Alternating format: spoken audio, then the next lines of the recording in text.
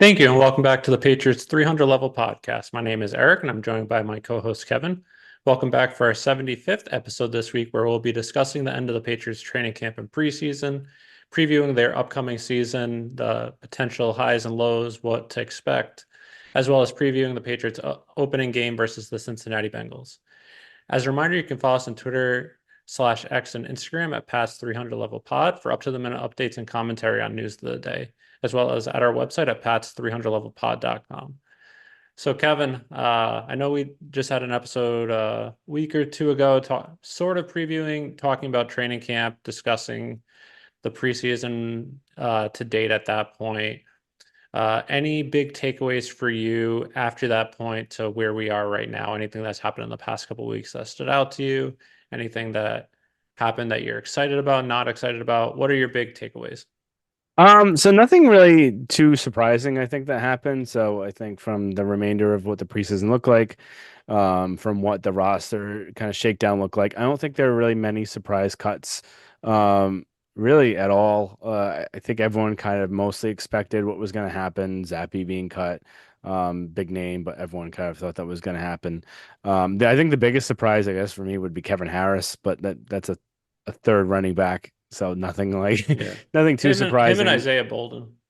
Yeah, Bolden was actually a surprise one for me because he's made some strides and he's big, fast, and something kind of the prototypical um characteristics that they like. They Yeah. emphasize speed and they emphasize RAS a lot, and is kind of the guy that they want. He is on the practice squad, so he's still with them, but I have a um tinfoil hat conspiracy theory as to why he was cut. okay. We'll get on that in a second. Yeah. Actually, I'll get on it now. So and Okay. then because I'm I gonna. feel again, I'm not in the building, so I have no idea. My thought is it was probably between him and Dial, the sixth or seventh hmm round pick, and I felt like they cut Bolden because they were pretty confident that they could pick him up on the practice squad, hmm but also they wanted it to be known that this front office administration's first draft class, everyone signed and made the 53-man roster. I could see that. I could definitely see that happen because that's something that they did tout afterwards, and It's the something first one that's since '97 yeah. that every single draft player is on the 53-man roster. Granted, hmm some of it's due to injuries and stuff, but Yeah, and not to take anything away from Marcel's dial, and I don't yeah, want to pull a Greg Bedard and have him have that turn into my face, but he was pretty awful in the preseason. So like, and again, you can't like Bill has said before, you can't tell everything from preseason, yeah, but you can kind of see how what your coverage skills are. Because I remember even when um Butler had stood out in preseason years ago, and I remember yeah. watching him and I was like, "Oh, this guy actually can kind of cover." And I remember looking up like who it was at the time. So you can see characteristics there, and stuff that I think Isaiah Bolden showed last year, where he Yep. kind of stood out then too. Until he got So hurt. until he got hurt, yeah. So yeah, but other than that, really not really many surprises. So he'll probably be back with the team soon, I would think, once an injury happens. Who knows if they Fox? I don't know if they'll Foxborough float someone anymore. So Yeah. well, there's a lot of unknowns kind of going into the season, but nothing terribly surprising. Even that leads us into, I think the thing that anything I'm more excited about going forward. I think the start of the NFL season. I'm Yeah. excited for. Definitely college football. I'm not really excited about the Patriot season, just for what our expectations are. I think there's things to be excited within that. I'm not excited for how they'll end up this year. I think we Yeah. all realize this is not going to be a high winning team this year. Nor I don't think they believe that. If they do, the I need whatever they're sniffing. Um Yeah. and I think it depends on how you're going into the season. mhm, If you're going into the season like many people have, including ourselves, the past few years where it mhm. ends up being disappointed, then yes, it's not a good season for me specifically. As we'll get to later on, I'm not expecting much success roster wise Mhm, or record wise. I mean, but there are pieces on the roster that I'm excited for moving forward. Where mhm, we talked about it before in the offseason episode where previewing free agency and the draft. The Many of the pieces on the team are in place. They just need to hit on a quarterback, wide receiver one, and then a left tackle. they hopefully hit on the quarterback, but he's hopefully not playing most of the season. They still Hmm. need a left tackle, and you could argue they still need a wide receiver one, maybe Polk or Baker turn into that. But other than that, there's many young pieces on this roster that you can look forward to where even though they might not end up a playoff team, if you see strides in some of the younger players, if all right, not if Christian Gonzalez is able to continue where he was playing where before he got hurt last year, if Keon White's able to take that big step here too, if Pop Douglas is able to continue doing what he's doing, did last year. Some of the younger players as well, if they are able to step up, if Duggar is able to become an all-pro Hmm. type safety, there's a lot of good pieces to look forward to. So it depends on the lens that you're looking at it. Since I'm not expecting many wins, I'm looking forward to those aspects.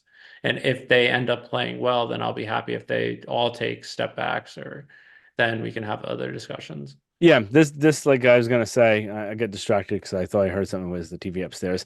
Was is that this season's all about how you get built to 2025. Yeah. So this season is not how you finish in 24. It's how you're going to be successful in 2025 and what are you going to do to get there and how are the pieces going to improve to get you there. Is May going to, if May plays, and hopefully it's not till either the offensive line is, well, definitely once the offensive line shows something, Yeah. or towards the end of the season, is he showing you anything? And I think he might, because I'm cautiously optimistic with May because, like we said, we both wanted him. He's got the most talent. He's arguably one of their best playmakers already on the team, besides I would say Douglas and Marcus Jones and maybe Stevenson. He can do a lot off script. So him and Joe Milton can too, but well, neither here nor there on him.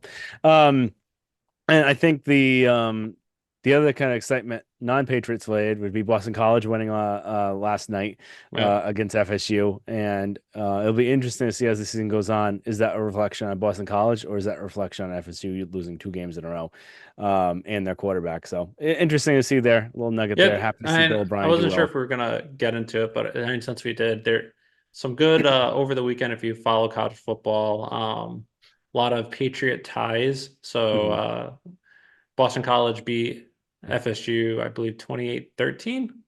I think that was right. And then at University of Washington, where Steve Belichick's the defensive coordinator, again, not a great opponent, but they beat Weber State 35-3. Bill Belichick was at the Navy game over the weekend, and they won pretty decisive win too. So again, first few weeks, not always the best opponents, except for BC. They did have a Hmm. big opponent in FSU. But if you're not the biggest college football fan, those are some teams that, if you like the Patriots, you might want to just start following this year. University of Washington with Steve Belichick, and then BC with Bill O'Brien and Bergen Najarian. Yeah, and Washington too. Not only Steve Belichick, Bill's been helping out there as well. So is Mike Lombardi. Yeah. So is the Pete Carroll, Yeah, Pete Carroll's son's the and offensive coordinator. Jed mhm, Fish, and Patriots' Jed former Fish is the quarterback coach, coach. is their head coach.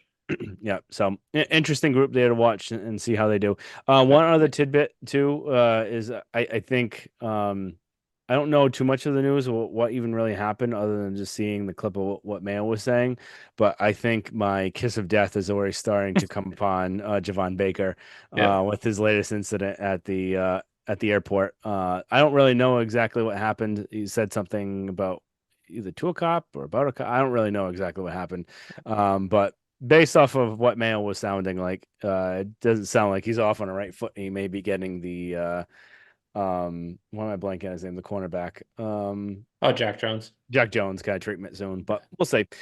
Oh, and then Hopefully, one more tie for Boston College, not to the Patriots, but if you're a Rhode Island native, Will Blackman is also an assistant coach on Boston College as yep. well. Former Hendricken star, former Boston College star, and then went on to be cornerback on many other teams. But All and right, kicker. now we've kind of side shuffled a little bit. Yep. Back to the quarterback competition that we had, and this was not a competition at all. I think actually, in this is the way that I see it. I don't know how you said. I don't know if we've ever talked about this in the group chat, but I've had a theory in my head, just the way that Mayo has been talking. So it could be one.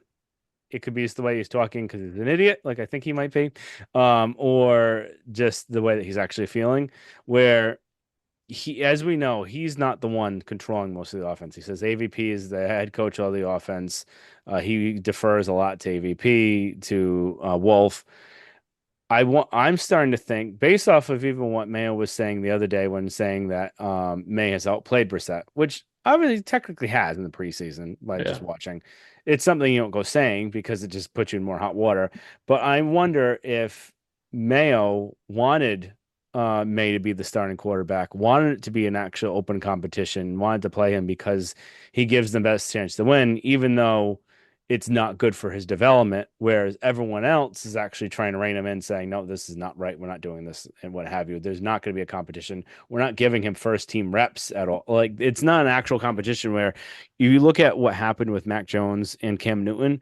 They shared 50-50, basically 50-50 of the reps with Yeah. first team.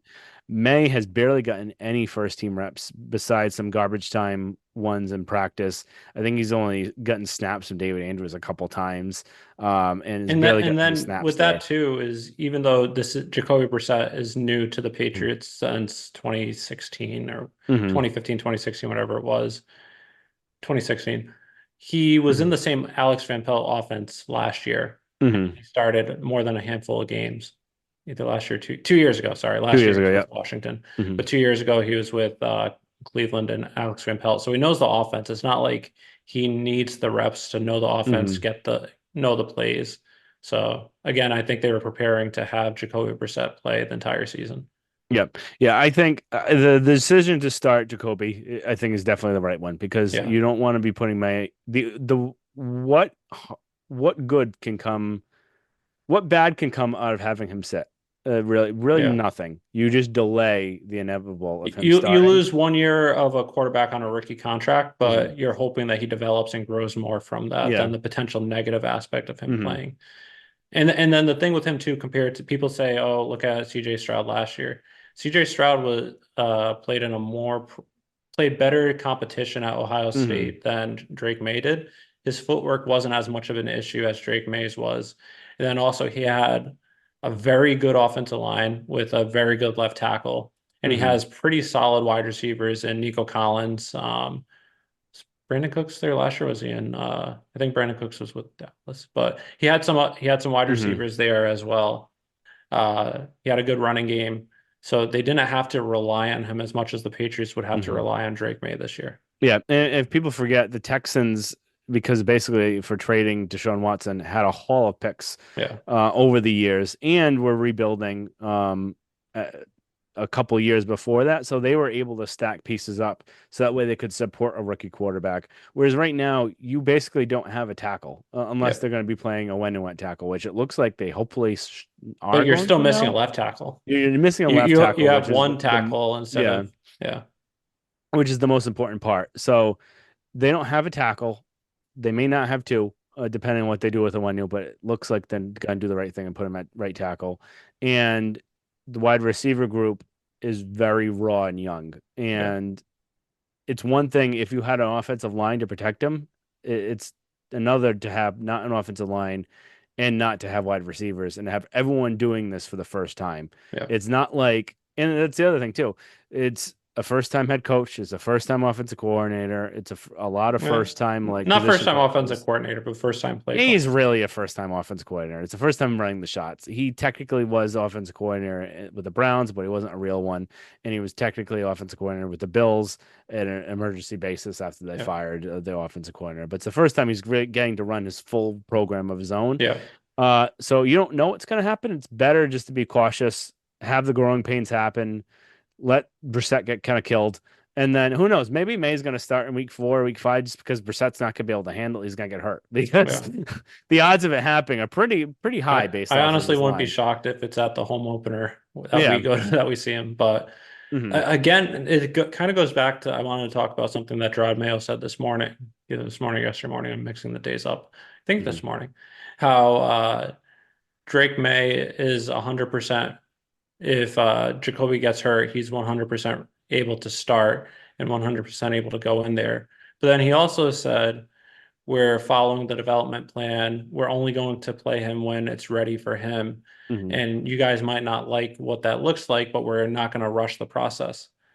If it's not part of the development plan to have him start um, over Jacoby. But if Jacoby gets hurt, signaling how weak your offensive line is, how can you put him in there to start? Hmm. That's Yeah, just that's why something. I would have rather have a veteran backup. That way, if he's, let's say he is fully ready, Yep. and then it's fine, put him in.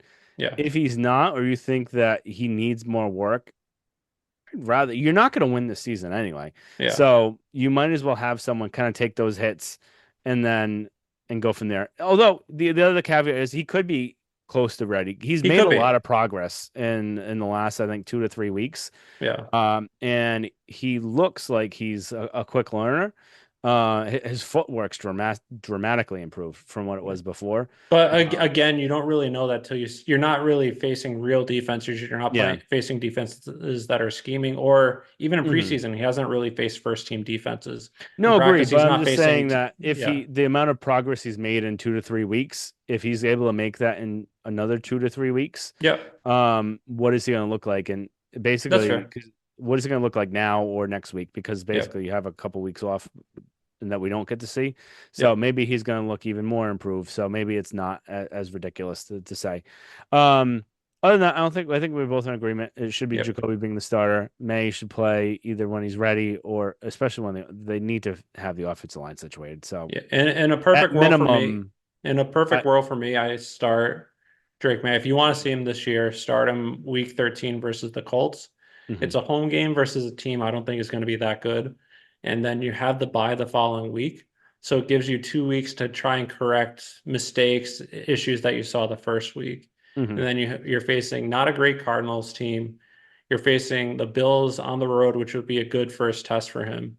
You're facing a rebuilding Chargers team that don't have a great D, and then you're facing the Buffalo Bills the last week of the season at home in a game that the Bills might sit their starters if they wrapped up the division but don't get the bye. Yep. No, that's a good spot. I'd say the earliest possible to start him would be week 5, I would say, just because that's why you come home from the 49ers game, you play him against the Dolphins. But that's the earliest I'd want to see him out there, and I don't think the offensive line is going to be a good enough spot there Yeah, at that point.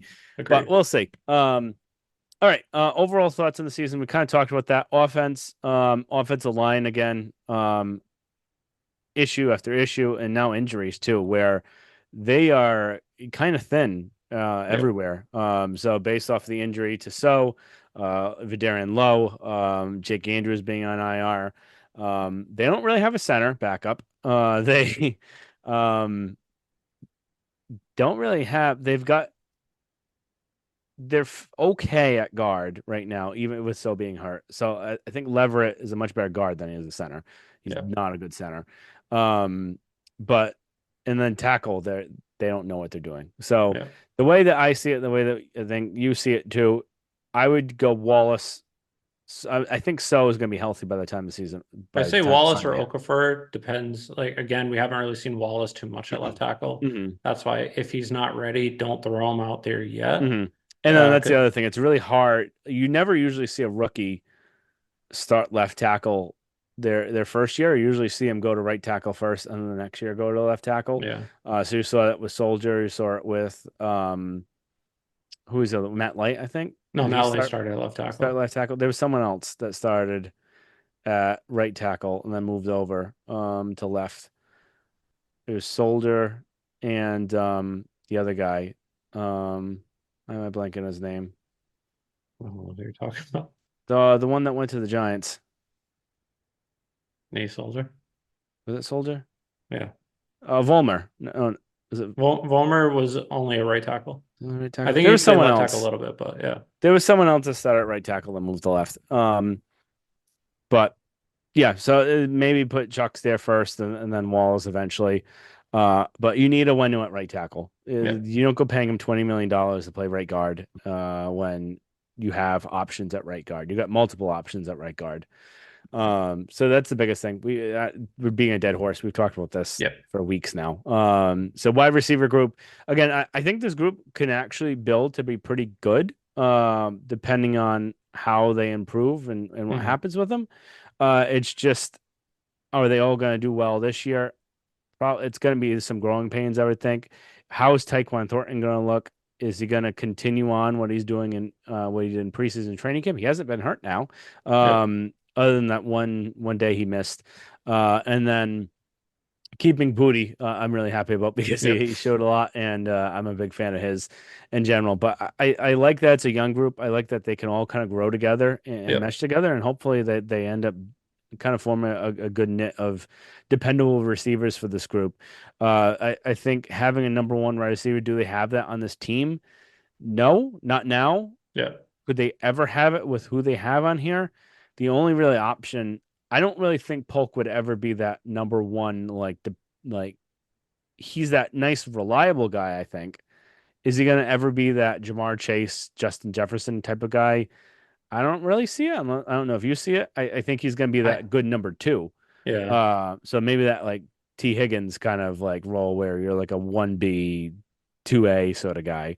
I think Um, he could be like a better version, like his ceiling is a better version of Jacoby Myers. mhm, And Jacoby Myers is a great wide receiver. I don't think any of us would ever say he's wide receiver one, but mhm, he's a solid wide receiver. He had to be wide mhm. receiver one for the Patriots for a few years, but and I think some people have comped him to say an Anquan Bolden type. I don't really know if I see that.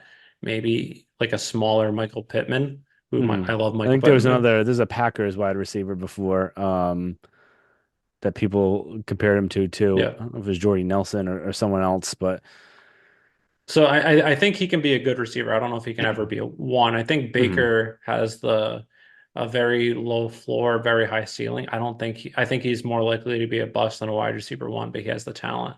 I think so But too. Just off of kind of some of the stuff we've seen, and then his hands. yeah, And it seems like he's had some route running issues where he's not running the correct route, and again, I don't know what's going to happen this year for that, but yeah, I know in years past, if that were to happen, he wouldn't be seeing the field. So, all right, well, moving on. Defense, pretty much the same group as last year, minus Judon and Barmore. We didn't really see Jordan last year for much anyway.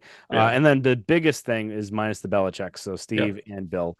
I think I this think, is the biggest unknown on the entire team, even more so than the offensive line, just because Belichick throughout all of his coaching on the entire side, both offense, defense, game planning, but defense especially, it's essentially the same exact defense minus Barmore, but Mhm, you add Christian Gonzalez.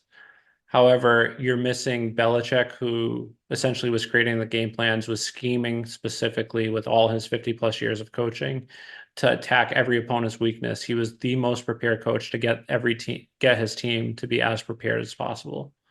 So I think that mixed with Steve Belichick not calling the plays and also contributing to the game plans.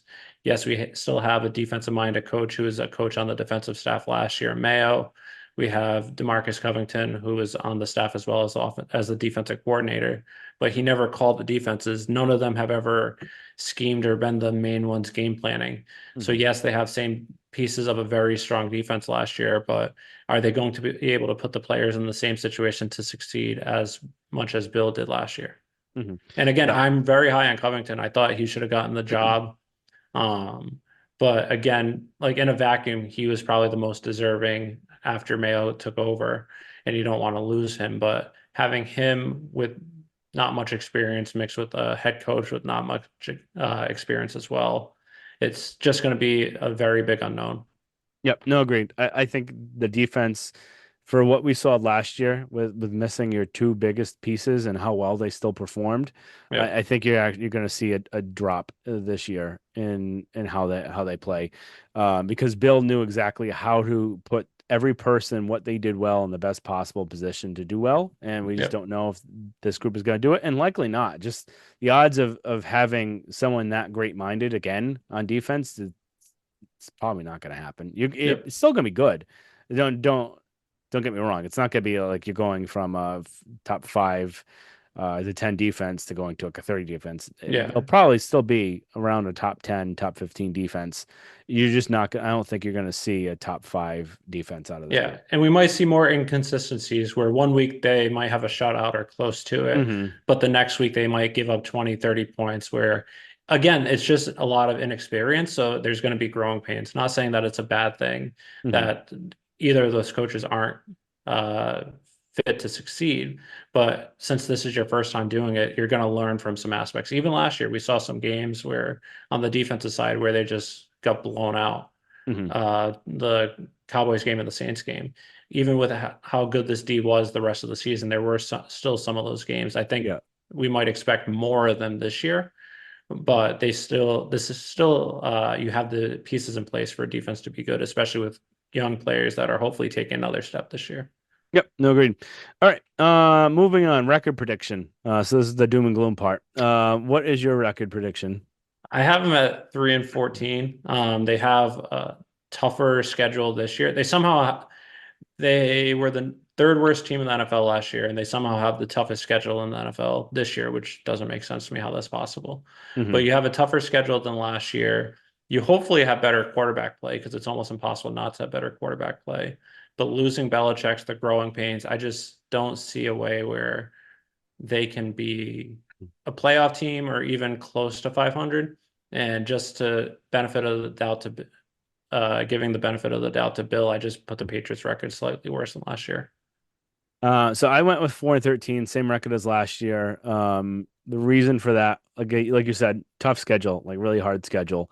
They're definitely going to have, well, they should have better quarterback play than last year. It's pretty Should. hard not to get Yeah. better quarterback play. Hell, I think Zappy even played better towards the end than Mac did throughout at some points. Yeah. And he blows. So they definitely should have better quarterback play.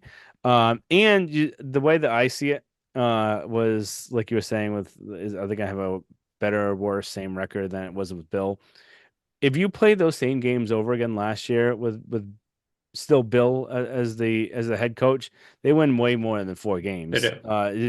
It was so many games that came down to one possession at the end that they ended up losing. You see that every year where there's some stat out there that shows like what it would look like on the reverse end. And usually you see that reverse where the next year, if it's the same kind of group of players, if you on the opposite end where you're on like the bad end from that, you would end up winning more games next year. If you're on the end where you won a lot of games because of it, you end up losing more. And that's why it wasn't surprising when the Raiders actually lost more games after they went away from their I forget the head coach that took over for Gruden, Yeah.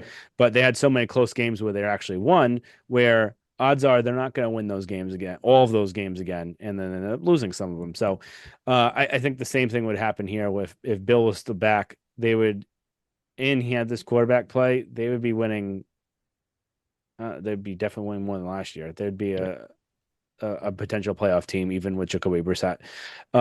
So the way And I see it, again, I could definitely see them winning more games. I could see them winning anywhere from 2 to 6, maybe 7.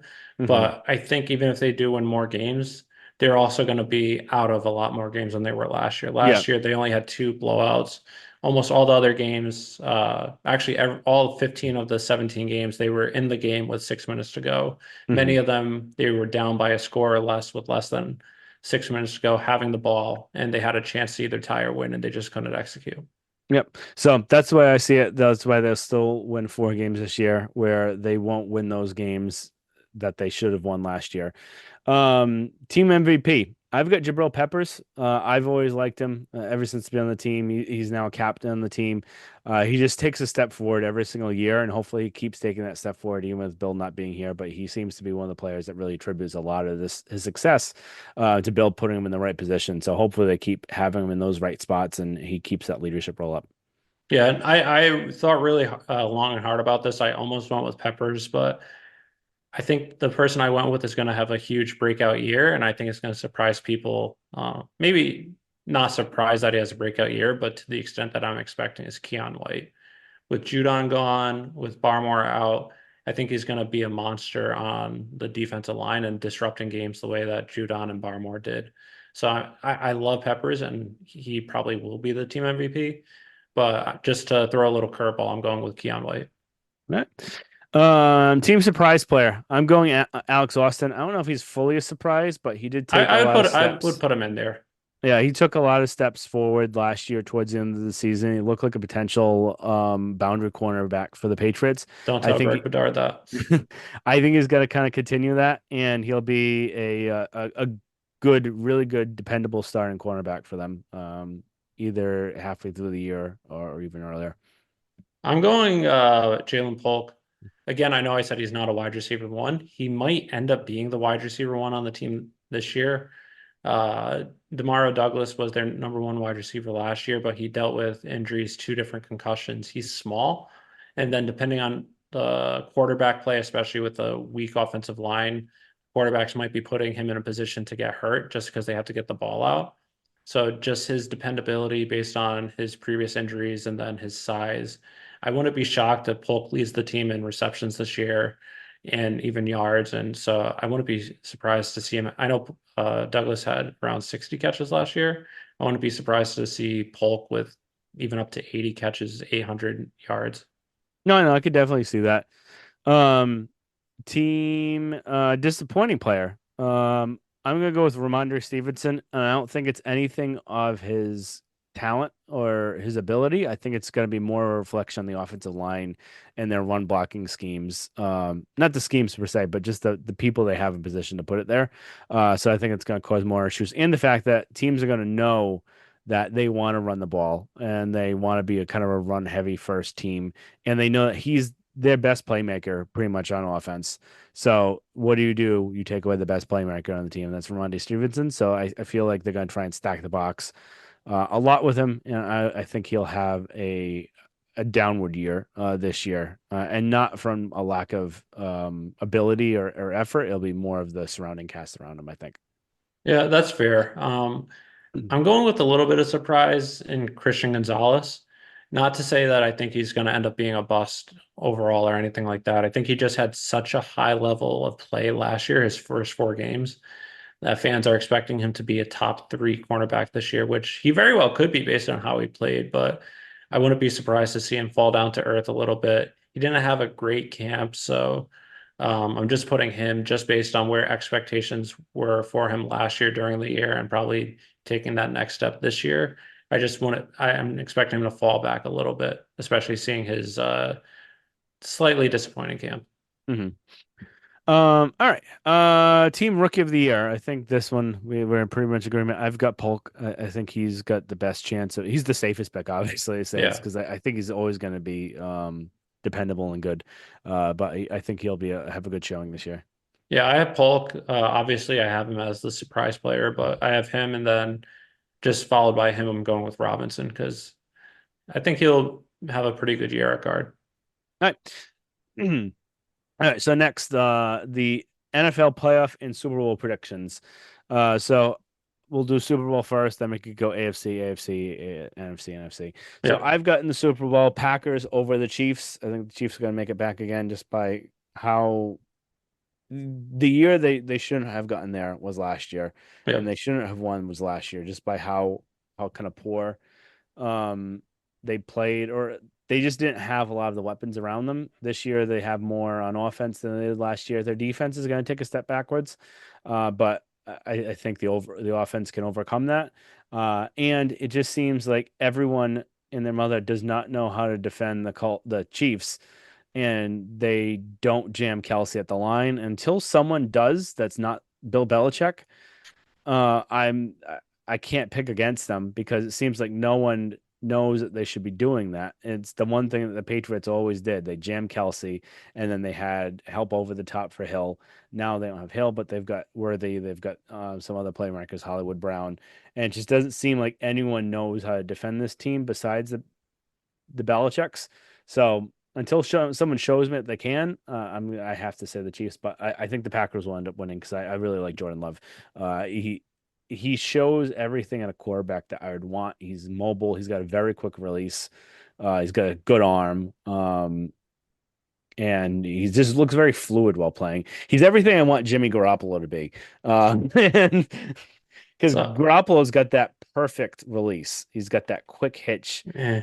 It's got a very nice flowing ball. But Love has the same sort of thing. And that's the benefit to sitting the quarterback. You get to refine their mechanics a little bit. Yeah. So I have a Um, just very quick question mhm. related to that. Going back in time, would you in 2020 NFL draft, Patriots have the 23rd pick. knowing hindsight and everything that you know, would you still trade that pick, trade down to get Kyle Duggar, or would you stay where you are and draft Jordan Love, knowing that you have Cam Newton? So chances are Jordan Love is starting year two instead of being on the bench for 3 years. I think the problem was I think Love needed more than a year to Yeah. develop. Um, I just don't know how that would have worked. Because the way that Cam Newton played, I don't think Kraft would ever let him be the starter for one more year. Although He here's the almost other could. caveat though, because he looked better his second year in the Patriots in preseason and training camp, Newton did. Yeah. And the only time he actually started looking bad his first year was after COVID when he Yeah. wasn't able to practice as much.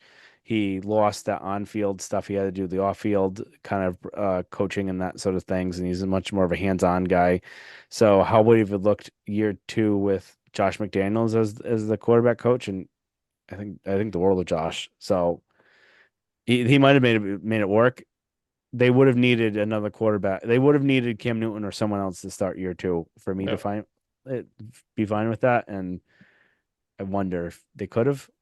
That's fair. Um, but fuck it. Yeah, I'll say go with I'd draft Love. So, Okay. That's fair. what would I you probably do? would too, because that means no Mac Jones and higher likelihood of Bill still being here. But Yeah. my Super Bowl prediction is Texans over Packers. I just can't go with the Chiefs. I can't see them three-peating, so I have to go with someone else. Bengals still have some issues. Bills have issues. So I'm going with Texans. Caserio has done a really good job building that team over there, and they improved a lot last year. And I'm just expecting them to, instead of having a year two drop, I'm expecting them to build upon last year. Then, like you said about the Packers, I think they're going to have a good season this year. So it should be, if it is that Super Bowl, I think that's going to be a fantastic Super Bowl. Hmm. Jordan Love versus Stroud. All right. So AFC, just quickly, I got Chiefs, Texans, Bengals, Bills, Chargers, Browns, Jaguars. It's really hard to get that number seven because that could be a wide variety of people. Yeah. I went with Jaguars over Jets just because of the Jets' history, where something bad's going to happen to them. You have the Chargers as Um, the number one wild card. I do. I think a lot of Harbaugh. I think he's going to be able to get them playing, even though that their roster is kind of in flux. Yeah. I think with Herbert and Harbaugh, uh, they're going to do really well this year. And we actually get to know is Herbert a loser? Or is Brandon Staley just a loser that makes Yeah. everyone else lose around him? So That's that'll be fair. really, I think, a really interesting kind of tidbit for this season and next season because you could kind of blame the roster this year. But what's Herbert going to look like with Harbaugh as his coach? Is he going to actually take that next step and be a winner? And was it just Staley holding him back, or is he a loser too? So Yeah. that'll be an Well, that's interesting fair. thing. For me, it's Texans as the one seed, then the Bengals, then the Chiefs, then the Bills. And then, like you said, I had trouble with 5 through 7. I went Jaguars, Browns, and Jets. All right. So not really anything too surprising there. Yeah. No NFC. Dolphins.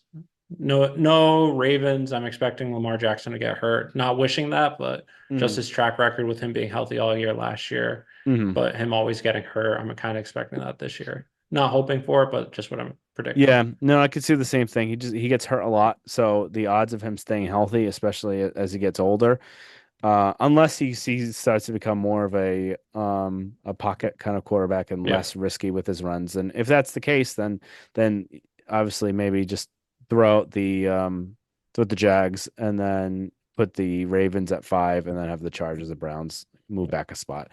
But my assumption is he gets hurt.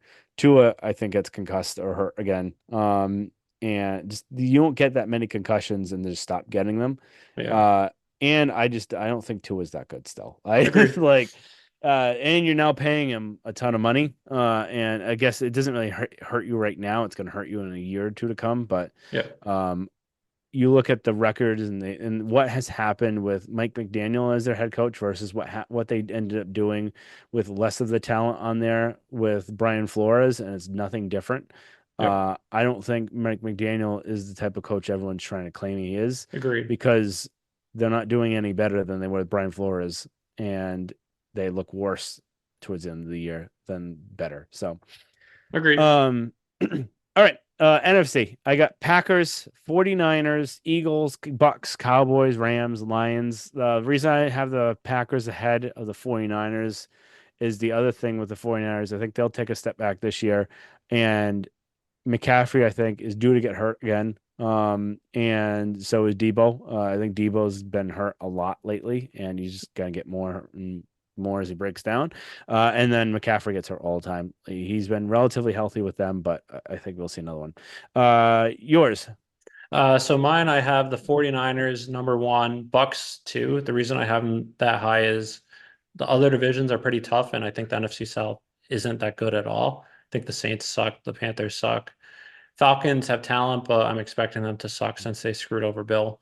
So I'm having Bucks as number two, Packers three, Eagles four, Cowboys five. I have the Bears at six, and then the Rams seven, with the Lions falling back to earth and missing the playoffs. All right. All right. We're gonna briefly kind of go through the Bengals here. Not really much to go over. But Bengals 9-8 last year. They missed Burrow for 7+ games. One big caveat with the Bengals is that they start typically pretty slow. Yeah. Joe Burrow has a 1-3 record in week one. So not a predictable week one winner. And just the team overall in general starts pretty slow. Every year they do pretty poorly and they start winning at the end. So it takes Yep. them. I think they kind of really follow that Bill mantra where the first kind of 4 weeks is you're really getting to know your team more, and that's when you kind of pivot and change around there, and then that's when you kind of start the season week 5. So we got Joe. They're going up against Joe Burrow, and here's the other question mark: how is he going to play with that injury he had? He's, I think, the only person to ever really have that injury and play quarterback. And with or without Chase, my guess is Chase still isn't practicing. I doubt he's going to play. But what is that going to look like? So Yeah. yeah, I think those are the biggest kind of question marks. That's if you want to have hope for this game, those are your biggest ones. That Jamar Chase probably isn't playing. Joe Burrow and the Bengals overall start slow week 1 to 4. And week 1, you have all of those weeks up beforehand to prepare. So this is the most prepared you could be for this game. So you could give it your all, have some flashy plays, some trick plays. You can give it all for this game to try and win and steal one. And what is Joe Burrow going to look like with that injury? What happens if his hand gets hit? Is it going to get worse or what have you? So I think those are the biggest things for this game. Yeah, no, I agree. And like you said, it's tough. If you want to have hope, the Bengals, like you said, always start slow. Last year they started 1-3, and then they started winning some games until Burrow got hurt, and then they just missed out on the playoffs. The year before in 2022, they started the year 2-3, and then they ended up making it all the way to. Did they make it to the Super Bowl in 23? No, in 22. 20, I think last year, 21, the year 20. before last year, Yeah, so 2021 they made 22. it Mhm. to the Super Bowl, but so they started 2-3. They made the playoffs, but then lost in the playoffs. But if they always start slow, Burrow's injury is concerning. It is the first week. You never know. There are some unexpected aspects of it. Van Pelt was a coach in the NFC or in the AFC North for 4 years, game planning against the Bengals twice a year. So he is pretty familiar with them. So there is some things to be optimistic about of the Patriots having a chance. Who knows if Jamar Chase plays, but um, I guess that's and then another thing to be optimistic about is the Bengals defense last year was pretty bad. Second most yards allowed per game at 375, fifth worst passing defense, 250 yards allowed per game, seventh worst rushing defense, 126 points per or 126 yards per game. So they were pretty bad in both aspects, pass and rush defense. So having an offense that isn't great, maybe that gives them some optimism, some momentum, some aspects to exploit. So there's definitely a chance for the Patriots. I'm not expecting them to win, Mhm. but all of these factors combined is something to possibly look forward to. No, exactly. And the Bengals for years have had a pretty poor secondary. So it's something and that's the thing about having a bad offensive line and the quarterback situation that you have. Are you going to be able to exploit that? I don't know. Yeah. So we'll see. If you're able to kind of let the pressure not have so much pressure, and able to put something together, or you can do a little bit of damage here and maybe squeak out a win. We'll see what happens here, but not really expecting too much. So a couple caveats here. Some players that we do know that are familiar with: Mike Gesicki, tight end, Trent Brown at right tackle, and Ted Karras at center. So a couple of familiar faces there. So the offensive line has, assuming that Trent Brown gives an effort, and that's a big if. Their offensive line will definitely be improved with him on the team, and then they have Orlando Brown Jr. at left tackle now, Alex Kapp at right guard, and Cordell Volson at left guard. So their offensive line has slowly started to improve. It was Yeah. terrible Burrow's And first then year. their backup right tackle right now is their first round pick this year, and Amarius Mhm. Mims. So he's their future tackle. Again, I don't know where they plan on having him in the future, if they want him at left tackle and then moving Orlando Brown to right or keeping him at right tackle. But if Trent Brown doesn't show the effort, they have a viable replacement. All right. So we're gonna get into predictions. Oh, I almost typed the wrong score. I don't think they're gonna be that bad. Prediction time for the Patriots. I'm gonna pull up the line because I forgot to do the beforehand. But I'll let Eric go into what his score will be, and then we'll obviously say whether or not that hits line or not, and why you're saying they're gonna score that. So I'm expecting the Patriots to lose 24-17. I do expect the Bengals to be good this year, but with everything we mentioned earlier, Van Pelt knowing the defense, the slow starts for them possibly not having Chase.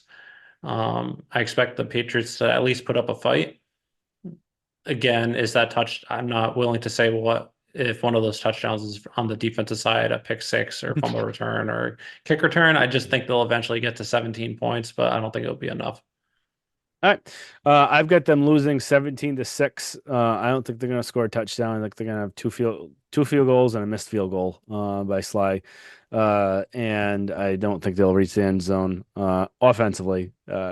If they did get a defensive touchdown, it wouldn't surprise me, but I'm not going to put my eggs in a basket for a defensive Yeah. touchdown like we tried to hope for last year. So I'm going to say 17-6. I don't think the Bengals will score too much just because they start off slow. Patriots defense could be good. And yeah, they're going to hold them there. So 17-6, they don't hit the over under was 40 and a half. That's 23, so they won't hit the over. And then They hit they the would, over for me by half all a right. point. And then the spread is 8. So I think the Bengals handily have that. Yeah. Um, and they don't in yours. So Yep. the They don't Patriots are have it going in to win. mind and they hit the over by half a point. Yeah, so interesting kind of bets there. Bet responsibly. We're not betting experts, but go Based with on what you Kevin's may. history, do the opposite. Do the opposite, except for my golf picks. That's the only one you would want to listen to. All right, so that kind of tidies up this podcast. Thank you everyone for listening. We'll be back next week breaking down what could be a Patriots loss, hopefully a Patriots win, and go from there, and then kind of preview the up and coming home opener game against the Seattle Seahawks. So thank you again. Make sure to subscribe, rate, and review. Follow us on Instagram and Twitter at Pat Street Level Pod, and then also on TikTok as well. Slow down on the videos there, but they'll be coming more and more as the season goes on. There'll be more videos, more content there from that way, and hopefully neither of us turn into the FSU fan that is in hiding right now. So thank you everyone. Talk to you guys next week.